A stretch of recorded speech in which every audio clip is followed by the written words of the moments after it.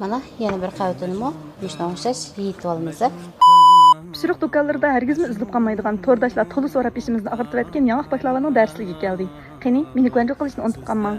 Yetarli materiallar: un 550 gram, tuxum 1 tal, xumar bal seriq miyi 80 gram, xumar tabiiy asli 70 gram, shakar 60 gram, suv 200 gram, soda 1 bal qo'shiq, poda 1 bal qo'shiq. Qiymas uchun yetarli materiallar: yong'oq mig'izi 350 gram, kishmish 350 gram, 1 dona tuxum, shakar 250 gram, xumar tabiiy asli 50 gram.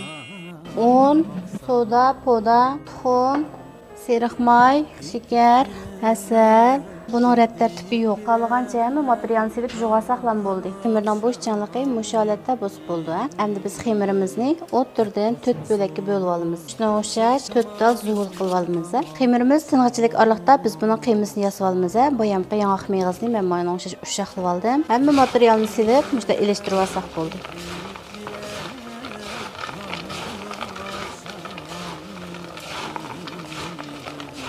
Xemirimizni shuna o'xshash tekshi yeyib olamiz. Bu kichik listning o'lchami bu. Shu listlar to'g'ri kelgidek holatda yeyib olsanglar bo'ladi. Mana xemirimizni yeyib oldik. Endi biz buni shuna o'xshash yugab turib, mana o'xshash kichik listlarimizni mana to'liq keltirib silib olamiz. Buni silib olgandan keyin shu qiymamizni, bu ham tayyorlagan qiymamizni shuna ustiga chachimiz. Bular endi gram soni yo'q, o'zimiz mo'ljal holatda shu qiymamizni shuna orasiga yetkazsak ham bo'ldi. Har bir qavatiga mana shuna o'xshash qiyma olamiz.